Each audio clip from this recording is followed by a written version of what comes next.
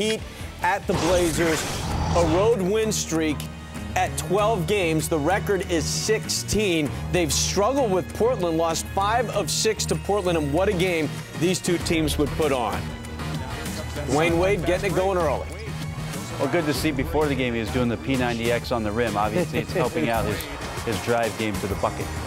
15 points in the first quarter, 7 for 7. He was just getting started. Oh, look at the block by Batum on LeBron. That's nice. Nicholas Batum long, timed it perfectly. LeBron James not used to that. And then at the other end, say, you know, you're going to play good on D. We're gonna reward you. There you go. LeBron, though, hitting the jumper. Miami up 46-44. Quickly to the second half. We got to go quick because we got a lot of basketball to show you in this one. How about LaMarcus Aldridge? He would finish this game with 31 points. He has stepped up huge. Wesley Matthews on the break. Portland up 6. Now LeBron says, I got your answer. I'll go to the left side and throw it down. You saw the weak side defenders. They were supposed to come help, but they decided not to. They score the 3. Rudy Fernandez, the 3, and it counts. 65-60 Portland. Wade now. He's got a 3. Really? Wow. 34 in the game for Wade. They're down 5. A heck of a shot there by Patty Mills. Flying across the lane. In one motion, puts it in. Lead was 7. Look at this pass and the touch pass from LeBron to Bosh. The lead was down to 2. That's just good basketball. Wesley Matthews for 3.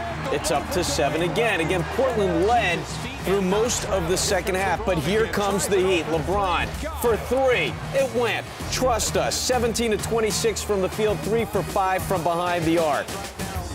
Wade with the tough lay-in. The lead down to 2 again. That's an incredible move by Dwayne Wade. And LaMarcus Aldridge, they just kept going to him down low. Chris Bosh doing the best he could on defense. LeBron always seemed to have an answer. Driving, he'd make both free throws. And then Andre Miller with a chance for the win. No, it won't go. Gets the rebound. Another shot as time runs out, but that one doesn't go either. So, same price, more hoops. We go to overtime. In the extra frame, the Heat just unconscious. That's when you're feeling good. I mean, you have that bounce, that step, crossover through the legs, step back, and knocking it down. D-Wade was on his game. We said they kept going to Aldridge with the slam there. Again, 31 points, 14 rebounds to go with it. Miami up 2. LeBron again for 3.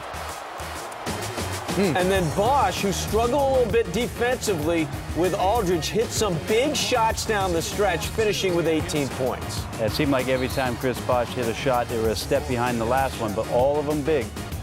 Now, this one was unbelievable for me because Andre Miller came over to double team, got his hand up, 2 defenders. That's just a routine jump shot for LeBron James. Made it look easy.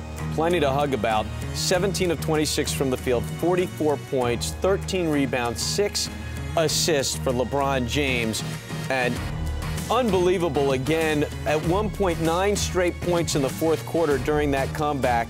In addition to LeBron 17 of 26, Wade 15 of 22, Bosh 9 of 17. Nobody else had more than 1 field goal on the Miami Heat. When this one was done, we caught up with Dwayne Wade, and I asked him about a 15 for 20 run that the Heat had after the third quarter. No, not 15 to 20 hot. We really made some big time shots, especially against this team that's very long. Especially they guard the paint very well, and quite frankly, we shot a lot of jump shots, but also we mixed it in and took it to the basket. So, we're a pretty good offensive team, but that was spectacular. Yeah, it was spectacular, Dwayne. And down the stretch, we saw multiple possessions by LeBron James just taking it to the hole and then scoring, and then seemingly the ball fell into your hands. You made a couple of great driving penetration moves to finish it off, and then Chris was knocking down jumpers. So all 3 of you contributing. How does it feel when you guys get into that kind of rhythm when all 3 of you are going that way? It feels great. I mean, the biggest thing is we have trust. in one another. You know, we used to being the guys that in the fourth quarter have to make every play, have to shoot every shot. But now, you know, we trust in our offense, we trust in the calls, and we trust each other to know that, you know, this guy can make a big play, this guy can make a big shot. So it feels good to have the luxury of having, you know, those two other guys that can make big plays, especially big shots down the stretch. D-Wade, you saw the stretch of the game in the fourth quarter and overtime. You guys went with a smarter lineup. Chris Bosh at the 5 and LeBron at the 4. Will we see more of that in the stretch, going down the stretch of games? Well, yeah, we would hope so. You know, that's something that we try to get in earlier. You know, Coach had to see if it worked, and it worked tonight. You know, they was very tough, you know, with Aldridge down there in the paint. He's a handful, and Camby was, you know, hurting us on the offensive rebound, so we had to put somebody on him a little quicker. LeBron's still 6'9" himself, so we had to put somebody on a little quicker that can, you know, keep him off the glass as much as possible. So I thought it was a great lineup. We also have the opportunity to put JJ in there, a great shooter, and Carlos is another good shooter. So we spread the floor, and we have offensive firepower.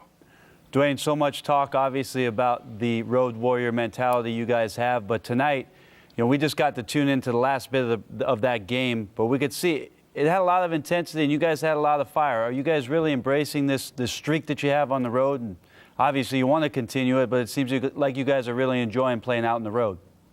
Yeah, we are. We really are. You know, we know it's just us against everybody. Everyone wants to see us lose on the road.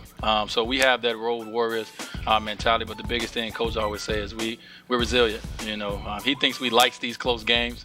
You know, we trust each other so much. If you see some of the plays we made and some of the things we do at the end of ball games, you know, teams are not really ready for it. You know, we still run out in the fourth quarter. We still throw, you know, the ball up the floor and attack. And a lot of teams expect you to come up and just, you know, run your offense, get into sets. So we always on attack, and you know, we love doing this on the road. We love winning on the road, and you know, 13 in a row isn't bad, but you know, 16 would be great if we end this road trip with 3 more wins.